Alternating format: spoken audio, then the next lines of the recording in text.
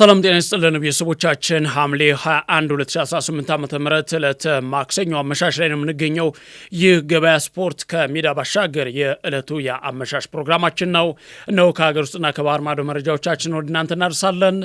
ከሀገር ውስጥም ከባህር ማዶም የተሰሙ እና የዕለቱ ትኩስ ስፖርታዊ መረጃዎች አሉ። ከነሱ ጋር በተያያዘ ቆይታ ስናደርግ ወደ ፈረንሳይ የሚወስድ መረጃ አለ። ፈረንሳይ አዲስ አሰልጣኝ ቀጥራለች። የቀድሞ እውቁን እና የምትኮራበትን ጀግናዋን ዚነዲን ዚዳንን ከብሔራዊ ቡድኑ ጋር አጣምራለች ለወደፊት ጉዞዋ። እንዲሁም በተከታታይ ዓመታት እና የዓለም ዋንጫ ውድድሮች አጣችውን ዋንጫ ለማግኘት አሁን ላይ መፍትሄ ያለችውን ትልቅ እርምጃ ወስዳለች። በጣሊያን በጣም ትልቅ የአመራር ሰጣ ገባዎች ወይም ደግሞ እንደዚሁ ውዝግብ የተፈጠረባቸው አዳዲስ መረጃዎች አሉ። ምንድነው የተፈጠረው ነገር? በጣሊያን ምድር በእግር ኳሱ በኩል ወይም ደግሞ በብሔራዊ ቡድኑና በአሰልጣኙ በበላይ አካላት አስተዳደር ጋር ተያይዞ ከፍተኛ ውዝግቦች፣ አዳዲስ ሹምሽሮችና አስደንጋጭ ውሳኔዎች እንደዚሁ ተሰምተዋል። እነሱ ምንድናቸው የሚሉ አዳዲስ ጉዳዮች አሉ። እንደዚሁም ደግሞ በተለይ በሹመቶችም አሉ። በፈረንሳይና በጣሊያን ካለው እንደዚህ አይነት ትልልቅ የሹመትና እንደዚሁም ደግሞ የስንብት ዜናዎች ባሻገር አሁን ላይ ከዚሁ ጋር ተያይዞ በአውሮፓ እየተካሄደ ያለው በጣም የተጧጧፈው የዝውውር ጉዳይስ በምን ሁኔታ ላይ ያለ፣ ማን ምን አደረገ፣ ማን ወዴት ሄደ፣ የትኛው ክለብ ማንን አስፈረመ የሚሉትን ነገሮችም እንመለከታለን። መድፈኞቹና እንደዚሁም ደግሞ ቪኒሺየስ ጁኒየር ጉዳያቸው ምን ላይ ደረሰ፣ ሮድሪ ማንቸስተር ሲቲና ሪያል ማድሪድ እንዲሁም ባርኮላና ሊቨርፑልስ በምን ሁኔታ ላይ ናቸው የሚሉ ጉዳዮችንም በሰፊው የምንዳስስ ነው የሚሆነው ቤተሰቦቻችን። ሌላኛው ደግሞ የማንቸስተር ዩናይትድ እና የራሽፎርድም ጉዳይ አለን። ምን ላይ ደርሰዋል የሚሉ እነዚህ ጉዳዮችና ሌሎችን ስፖርታዊ መረጃዎች ጨምረን ወደ እናንተ እያጋራን ቆይታ እናደርጋለን። ቤተሰቦቻችን መረጃውን ወደ እናንተ የማድረሰው መኮንን አልማው ነኝ። እንደዚሁም ደግሞ ቴክኒኩንና ካሜራውን እየተቆጣጠረ ተመስገን አብርሃም ጋር ቆይታ ያደርጋል። እናንተም በያላችሁበት ላይክ፣ ሼር፣ ሰብስክራይብ እያደረጋችሁ አብራችሁ እንድትቆዩ የአክብሮት ግብዣይ ነው።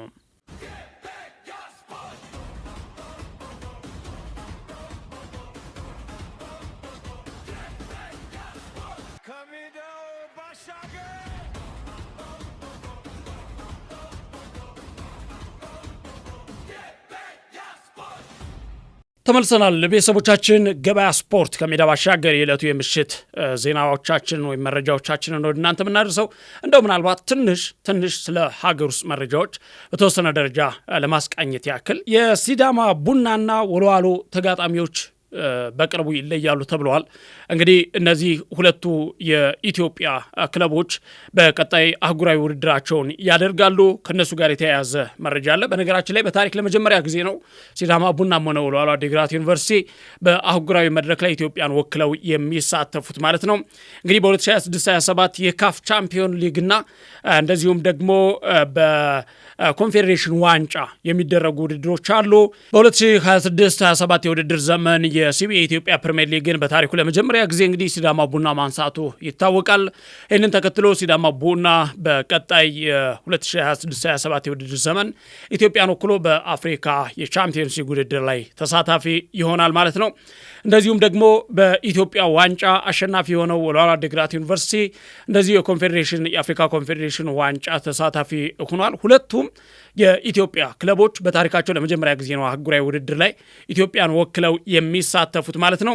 እንግዲህ እነዚህ ሁለቱ የኢትዮጵያ ክለቦች ለመጀመሪያ ጊዜ በአህጉራዊ መድረክ ላይ ሲሳተፉ ማንን ነው የሚገጥሙት የሚለው ነገር መቼ እንደሚታወቅ ይፋ ተደርጓል። ታማኙ የሞሮኮ ሚዲያ ነው ይህንን መረጃ ይዞት የወጣው። አልቦቶላ እንግዲህ ከአንድ አፍሪካ እግር ኳስ ኮንፌዴሬሽን የክለቦች ውድድር ኮሚቴ አባል ከሆነ ግለሰብ አገኘሁት ባለው መረጃ ዛሬ ይፋ አድርጓል። ወይም ደግሞ በዚህ መሰረት ኮሚቴው የሁለቱንም አህጉራዊ ውድድሮች የኮንፌዴሬሽንና የአፍሪካ ቻምፒዮንስ ሊግ የነዚህን ውድድሮች የሁለቱንም አህጉራዊ ውድድሮች የመጀመሪያ ዙር ማጣሪያ የዕጣ ማውጣት ስነስርዓት በተመለከተ እንግዲህ ሐሙስ ሐምሌ 30 በግብፅ መዲና ካይሮ እንዲካሄድ ስለመወሰኑ ይፋ አድርጓል። ሾልኮ የወጣ መረጃ ነው።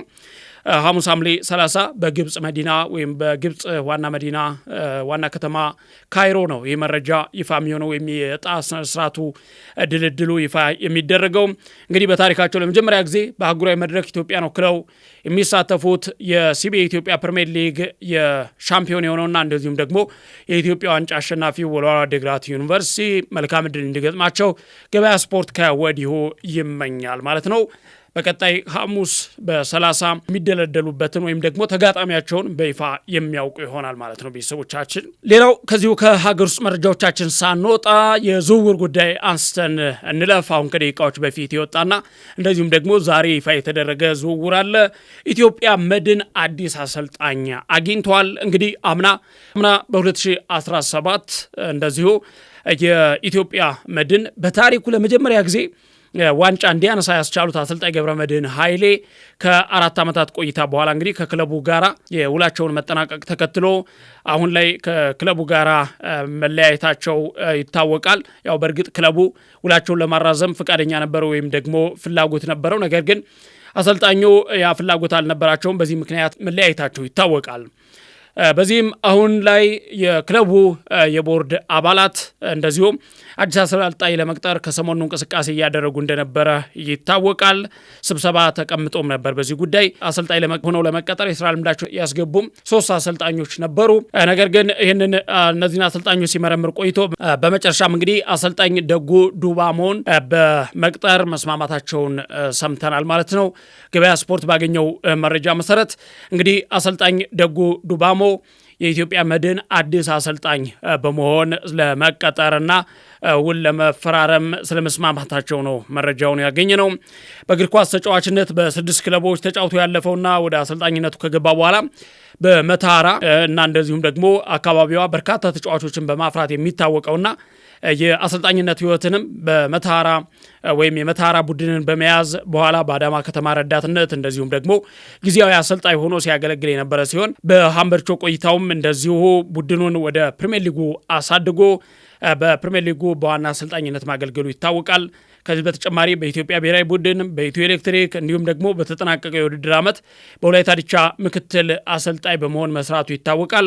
አሁን ላይ ግን ወደ ኢትዮጵያ መድን ስለ ማምራቱ ሰምተናል ማለት ነው። ቤተሰቦቻችን ምናልባት አንድ ተጨማሪ መረጃ እናክላችሁ። ሁለገቡ ተጫዋች እንደዚሁ ማረፊያው ታውቋል። አህመድ ረሺድ ወደ አዲስ ክለብ አምርቷል። የሌላ ወደ ሊጉ ማለት ነው፣ ከሌላ ሀገር ሳይሆን ወደዚህ ወደ ሀገራችን። በዝውውር መስኮቱ እንግዲህ ነጻነት ገብረመድህንን፣ ሰመረ ሀፍታይን እና የሰሞን ማሩን ውል ለማራዘም ተስማምተው እንደዚሁ ደግሞ እነ ኢዮብ አለማየሁን፣ በረከት ሳሙኤልን፣ ካርሎስ ዳምጠውንና ማማዶ ሴክን ለማስፈረም ከስምምነት የደረሱት ወልዋሎች ሁለገቡን ተጫዋች አሁን ላይ ወልዋሎ ዓዲግራቶች ለማስፈረም ስምምነት ላይ ስለመድረሳቸው ነው መረጃው የደረሰን። በመሃል ተከላካይነትና እንደዚሁም በመስመር ተከላካይነት በመጫወት የሚታወቀውና ብዙ ጊዜ ሁለገብ ተጫዋች ነው ተብሎ የሚነገርለት ተጫዋቹ አህመድ ረሺድ ለቀናት ካደረገው ድርድር በኋላ እንግዲህ ዛሬ ከሰዓታት በፊት ወይም ደግሞ ከሰዓት በኋላ 10 ሰዓት አካባቢ ዝውውር ወይም ክለቡን ለመቀላቀል ከስምምነት ስለመድረሱ መረጃው ይፋ ሆኗል። ከዚህ ቀደም በኢትዮጵያ ቡና፣ ባህር ዳር ከተማ እንዲሁም ደግሞ ድሬዳዋ ከተማ በተጨማሪም የኢትዮጵያ ብሔራዊ ቡድንን ያገለገለ ተጫዋች ነው ተጫዋቹ።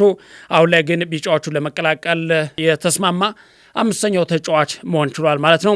ቀደም ብለን እንዳልነው እንግዲህ ቢጫዎቹ በዚህ ዓመት ኢትዮጵያን ወክለው የአህጉራዊ ጨዋታ ያደርጋሉ። ለዚህም ጠንካራ ስብስብ ለመፍጠር እየጣሩ ይገኛሉ።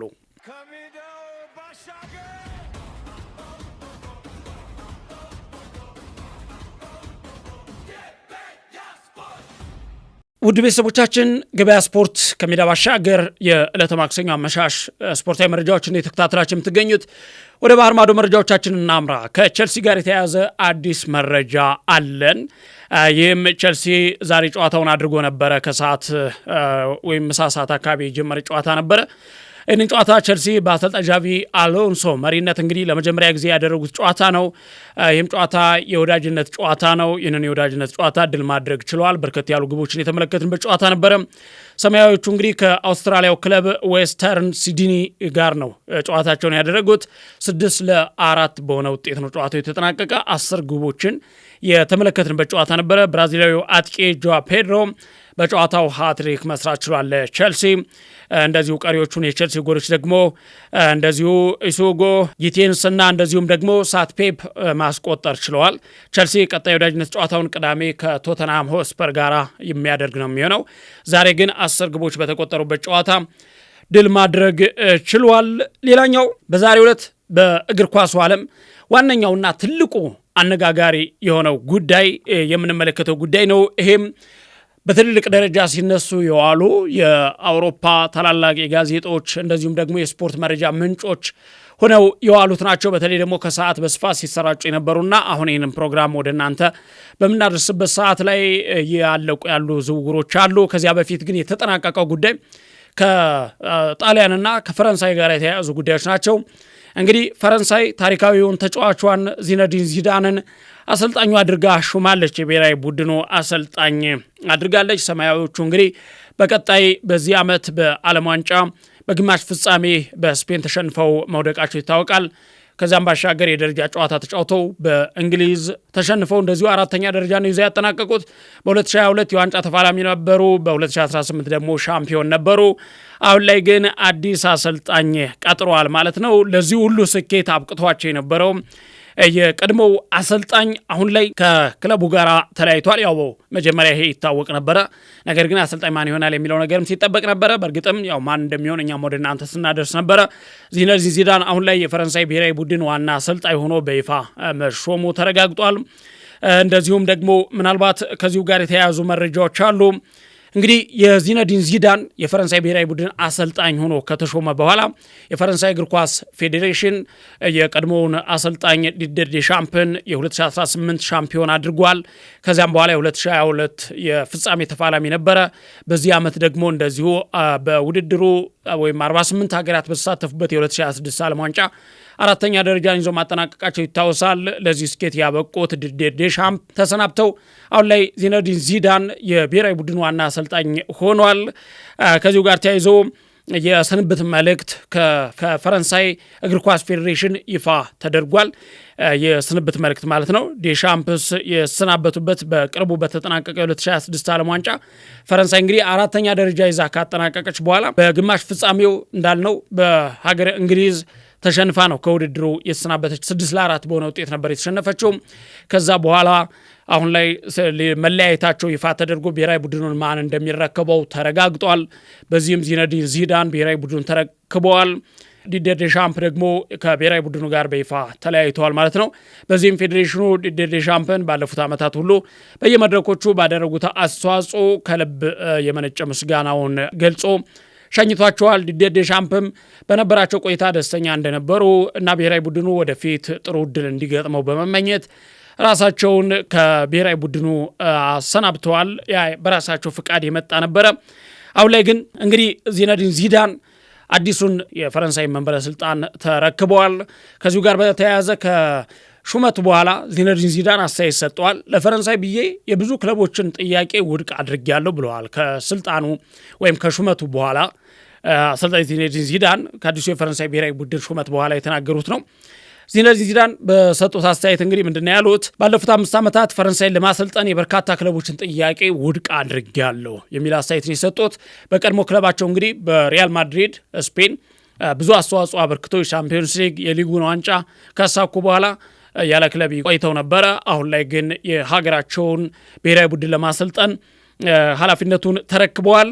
ይህንን በተለይ በርካታ ክለቦችን የሀገሬን ብሔራዊ ቡድን ለመረከብ ስል እንደዚሁ በሬን ዘግቻለሁ፣ የናስፈርም ጥያቄ ውድቅ አድርጌያለሁ ያሉት ዚነዲን ዚዳን ብሔራዊ ቡድን ከክለብ የተለየ ነገር ነው፣ ስራው አያስፈራኝም የሚል አስተያየት ሰጥተዋል ማለት ነው። ፍላጎቴ ይሄ ነው፣ በግል ህይወቴና ስራዬ መካከል ተመጣጣኝ ይሆናል፣ ይሄ ለእኔ ይስማማኛል የሚል አስተያየትም ነው የሰጡት ዚነዲን ዚዳን።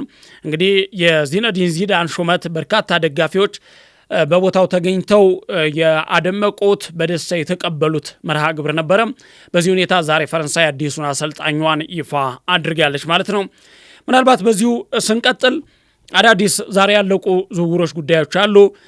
የውል ማራዘም አለ። ከዚሁ ጋር ስንነሳ እንደዚሁ ጆስኮ ግባርዲዮል እስከ 2031 የሚያቆየውን የማንቸስተር ሲቲ የውል ማራዘም ፊርማ ተፈራርሟል ማለት ነው።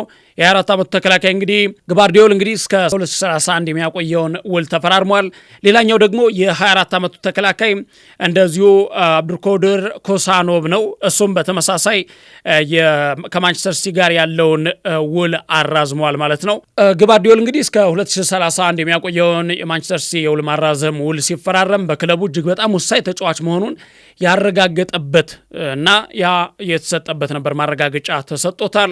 በክለቡ ወሳኝ ተጫዋች እንደሆነ ቀጣይ የሚደረጉ ጨዋታዎች ላይ በቋሚነት የመሰለፉ ነገር ጥርጥር እንዳይገባው በማድረግ አምኖበትና ተነግሮት እንደፈረመ ነው መረጃዎች የወጡት። ቤተሰቦቻችን እንግዲህ ማንቸስተር ሲቲ አሁን ላይ ኤርሊንግ ሃላንድ፣ ፊል ፎደን እና ግባርዲዮልን የቡድን ወሳኝ ተጫዋቾች አድርጎ እንደሚመለከታቸውም ተገልጿል። በዚህም ግባርዲዮል እስከ 2031 የሚያቆየውን የ4 ዓመት ውል ወይም የ5 ዓመት ውል ፈርሟል ማለት ነው።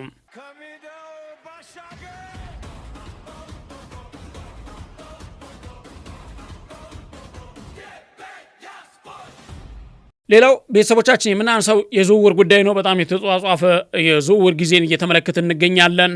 አርሰናል ብሩኖ ጉማሬሽን ለማስፈረም ስለመቃረቡ መረጃ ወጧል።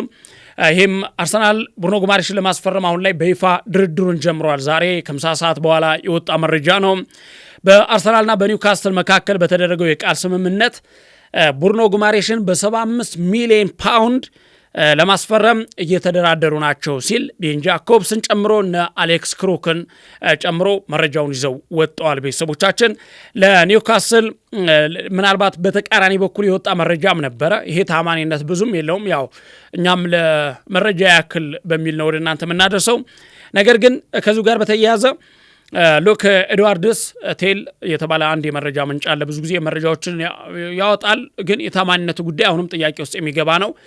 በተለይ ከብዙ መረጃዎች በተቃራኒ በመቆም የሚታወቅ ነው። እሱ እንዳለው ከሆነ በኒውካስትል ውስጥ ላለ አንድ ከፍተኛ ባለስልጣን ደውዬ ነበረ ስልክ እና በአርሰናልና በጉማሬሽ መካከል ባለው ጉዳይ ላይ ስብሰባ አድርጋችሁ ተነጋግራችሁ ነው ወይ ድርድር አድርጋችኋል ወይ ብዬ ጠይቄ ነበረ። ምንም ነገር የለም የሚል ምላሽ ሰጥቶኛል ብሏል። ነገር ግን እንዲህ አይነት ነገሮች ያው ብዙ ጊዜ አንዳንዴ ሰዎችም የመረጃ ምንጭ ትክክለኛ ቢሆን እንኳን አንዳንዴ መረጃዎች ሂድን የሚሆኑበት ወይም የሚደበቁበት ለራሳቸው የሚያዙበት ምክንያታቸው ብዙ ነው። በዚህ ምክንያት ምናልባት ያን መረጃ የመንፈግ ጉዳይ ካልሆነ በስተቀር ለአርሰናል ደጋፊዎች ጥሩ መረጃ ነው። ይህን ተጫዋች እንግዲህ አርሰናል ለማስፈረም ከፍተኛ ጥረት እያደረገ ቆይቷል። ዓለም ዋንጫ ጨዋታ ጀምሮ እነ ተጫዋቾች በተለይ ደግሞ ለአርሰናል ተጫዋች የሆኑት እነ ማርቲኔሊ ጨምሮ እንደዚሁም ደግሞ የዝውውሩን ጉዳይ ወደ አርሰናል እንዲመጣ ለማድረግ ጫና እያደረጉ እንደነበረ ይታወቃል። ማጋሌሽም አለበት ከዚህ በፊት ያነጋግረው እንደነበረ እና ወደ አርሰናል እንዲመጣ ጥረት ያደርግ እንደነበረ ጭምር ይፋ ተደርጓል። አሁን ላይ ተጫዋቹም ክለቡ እንዲለቀውና ወደ አርሰናል ማምራት እንዲችል መጠየቁ ታውቋል። ይህንን ተከትሎ ክለቦች ንግግር እያደረጉ ናቸው። በዚህ ወቅት እንግዲህ ይህንን ጉዳይ ለመግደል ጥረት እያደረጉ እንደሆነና ድርድሮች እንደተጀመሩ በይፋ ተነግሯል። ምናልባት ሌሊቱን ወይም ደግሞ ነገ በስፖርት ሰዓታችን ሰበር ዜናውንና ብስራቱን ለቤተሰቦቻችን የምናጋራችሁ ነው የሚሆነው። ሌላኛው ምናልባት በዚሁ አጋጣሚ አንድ የምናጋራችሁ ነገር በዚህ ወቅት ጁሊያን አልቫሬዝን ጉዳይ እንደዚሁ አንስተን እናልፋለን። ከሱ ከተጫዋቱ ከአልቫሬዝ ዝውውር ጋር በተያያዘ ከአትሌቲኮ ማድሪድ ጋር ከስምምነት ለመድረስ በቪክቶሪ ኮሬሽ ስለሚደረገው ልውውጥ ብዙ ነገሮች እየተወሩ ነበረ። በተለይ አርሰናል ገንዘብና ቪክቶሪ ኮሬሽን ጨምሮ አልቫሬዝን ለማምጣት ጥረት እያደረገ ነው የሚሉ ነገሮች አሉ። እኛ ከዚህ በፊት ወደ እናንተ እያደረስን ነበረ። ነገር ግን በዚህ ጉዳይ ላይ አሁን ላይ አዲስ ነገር እንደሌለ ይፋ ተደርጓል። የሰማሁት ነገር የለም ብለዋል ፋብሪዚዮ ሮማኖ ይዞት በወጣው መረጃ። በቀጣይ ምን ይሆናል የሚለው ነገር የሚጠበቅ ነው። ነገር ግን መድፈኞቹ ምናልባት በሁለት ዝውውሮች ላይ ተንጠልጥለዋል። አሁን ላይ በዚህ ዓመት ከፍተኛ የሆነ ገንዘብ በጀት በመመደብ ትልቅ የሆነ ተጫዋች ለማምጣትና ሻምፒዮንስ ሊጉንም ፕሪሚየር ሊጉንም ለማሳካት ጥረት እያደረጉ እንደሆነ ሰምተናል። ይሄ ጉዳይ በትልቅ ደረጃ ከሚመለከቷቸው ተጫዋቾች መካከል የአልቫሬዝ ጉዳይና የቪኒሲየስ ጁኒየር ጉዳይ በቀዳሚነት የሚነሳ ነው። እነዚህ ሁለት ተጫዋቾች በከፍተኛ በጀት ማምጣት እንደሚችሉ ደሞዝም በከፍተኛ ሁኔታ ከፍለው አርሰናልን ከምናውቀውና ከተለመደው ውጭ በሆነ መንገድ በዚህ ዓመት ልናየው እንደምንችል በርካታ መረጃዎች እየወጡ ናቸው። ቤተሰቦቻችን ምናልባት ከአልቫሬዝ በተጨማሪ እንግዲህ አሁን ላይ አርሰናል የቪኒሲየስ ጁኒየርን ጉዳይ ትኩረት ሰጥቶ እየሰራበት ነው የሚገኘው። ታማኒነት ባለው ደረጃ እኛም እንድናምን በሚያስችል ደረጃ በነገራችን ላይ አርሰናል እየተንቀሳቀስ ነው የሚገኘው። አሁን ላይ ቪኒሺየስ ጁኒየርና ያን ዲማንዴ በተያያዘም መረጃዎች ወጥተዋል። ያን ዲማንዴ እንግዲህ ለሪያል ማድሪድ ኦልሞስት ጉዳዩ አልቋል፣ ዝውውሩ ተጠናቋል ማለት ይቻላል። ነገር ግን ሁለቱ ተጫዋቾች ጋር በተያያዘ አንደኛ በተመሳሳይ ቦታ ከመጫወታቸው ጋር ተያይዞ እንደዚሁም ደግሞ ፊት መስመሩ ላይ ካለው አሁን ላይ በሪያል ማድሪድ በኩል ባለው የሰፋ አማራጭ ጋር ተያይዞ ተጫዋቹ የቪኒሺየስ ጁኒየር ጉዳይ አንድ ጥያቄ የሚያጭር ጉዳይ ነው። ሪያል ማድሪድ ተጫዋቹን የእውነት ለማቆየት ይፈልጋል ወይ የሚሉ ጥያቄዎች የተነሱ ነበረ። ምናልባትም ጆዜ ሞሪኖ ተጫዋቹን ይፈልገዋል ተብሏል። እንዲያም ሆኖ ግን የቪኒሺየስ ጁኒየር ጉዳይና በአርሰናል ላይ የተነሳው ጥያቄ አርሰናሎች ይሄ ጉዳይ በመረጃ ምንጭነት እንዲነገር እንዲወጣ ያደረጉት ያላንድ አይደለም የሚሉ ነገሮች አሉ። ሌላኛው ደግሞ በጣም አስገራሚው ነገር ቤተሰቦቻችን የያን ዲማንዴ እና የቪኒሺየስ ጁኒየር የሁለቱም ወኪል አንድ ሰው ነው እና እነዚህ ተጫዋቾች የሁለታቸውም ወኪል የሆነ ሰው ተወካይ የሆነ ሰው ሁለቱም ተጫዋቾች በተመሳሳይ ሁኔታ በተመሳሳይ አቅም ባይሆኑም ምናልባት አሁን ላይ ሁለቱም በጣም ምርጦች ናቸው ማለት ይቻላል። ቪኒሺየስ ጁኒየር ያው ፊገር እንደመሆኑ መንገድ ያው ከፊት አስቀድመን ልንመለከተው እንችላለን እንጂ ያን ዲማንዴንም በዋዛ የምናየው ተጫዋች አይደለም። ከቪኒሺየስ ጁኒየር ብዙ የሚያንስበት አቅም አይደለም ያለው፣ በጣም ጥሩ ደረጃ ላይ ያለ ተጫዋች ነው። ይህንን ተከትሎ ሁለት ተጫዋቾች ወኪሉ እንዴት የሁለቱም ተወካይ ሆኖ በአንድ ቡድን ውስጥ እንዲፋጠጡ ሊያደርግ ይችላል? ይህን ውሳኔ እንዴት ሊወስን ይችላል?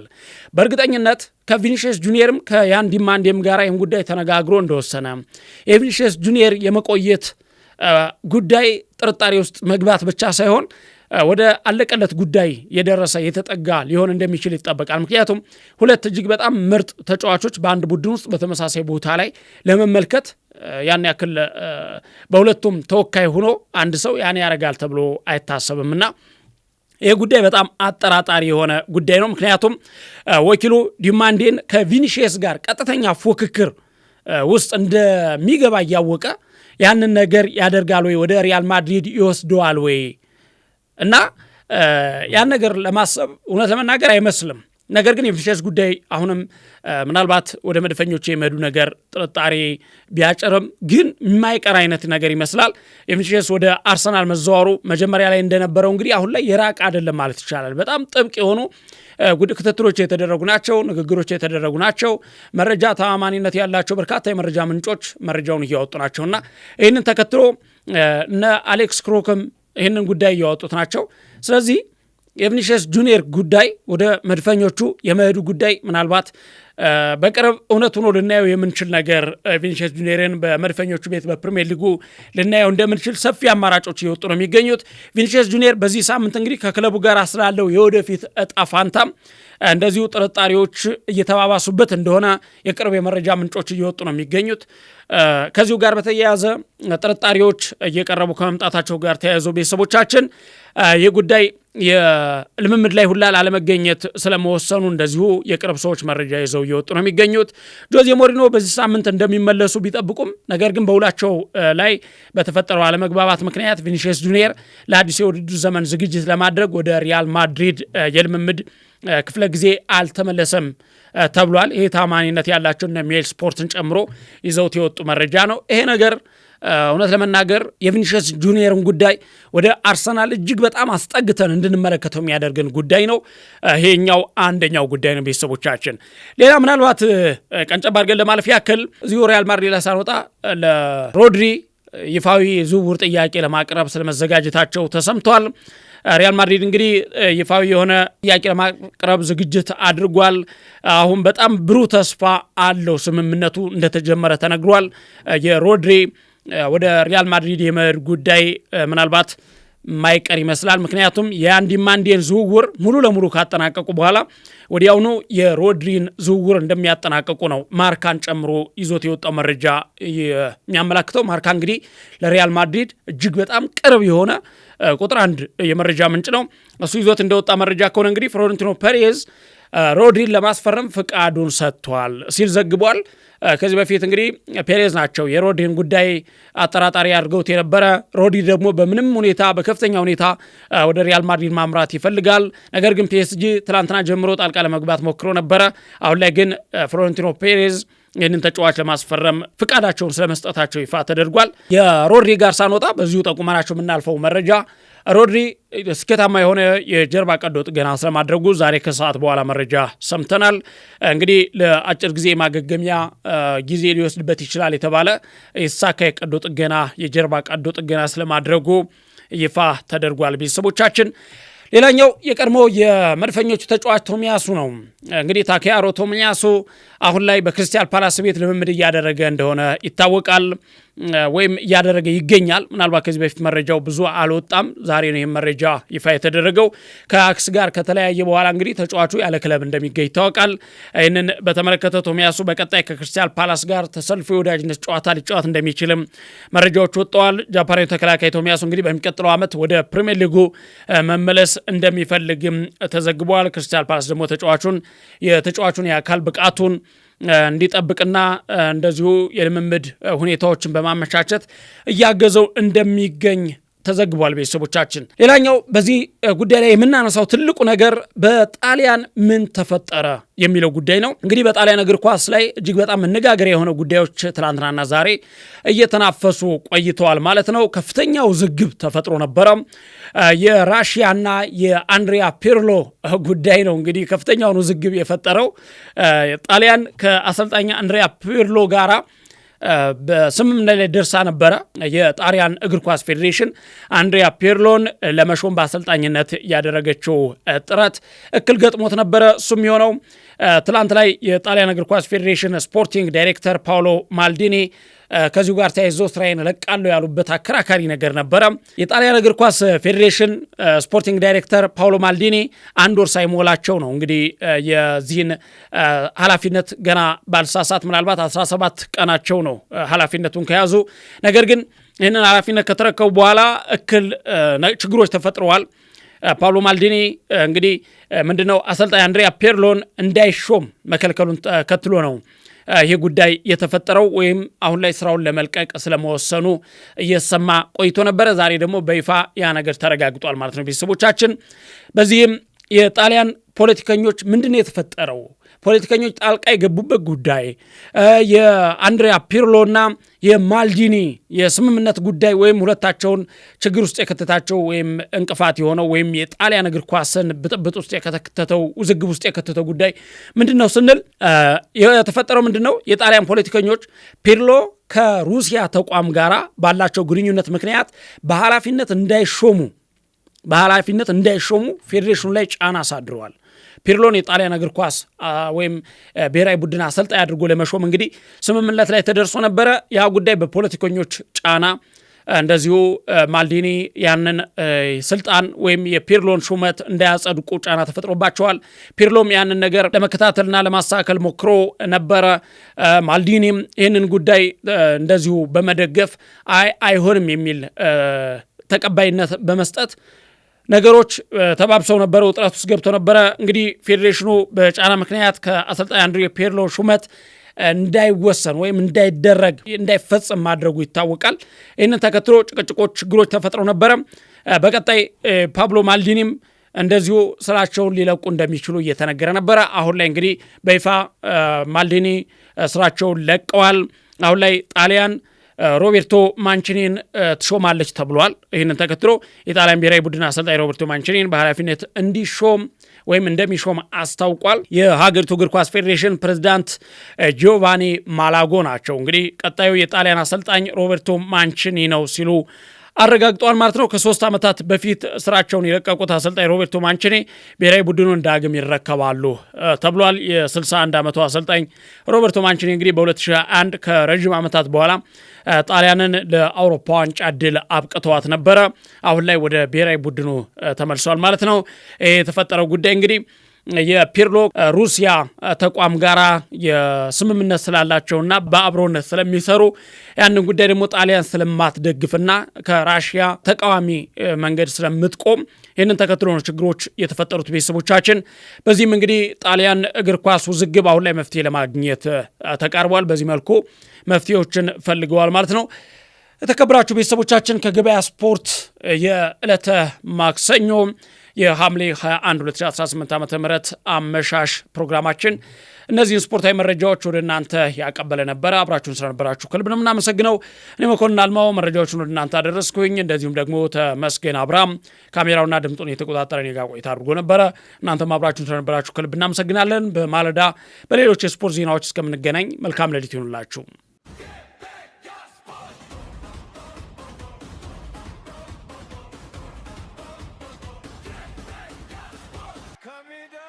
Bashaga!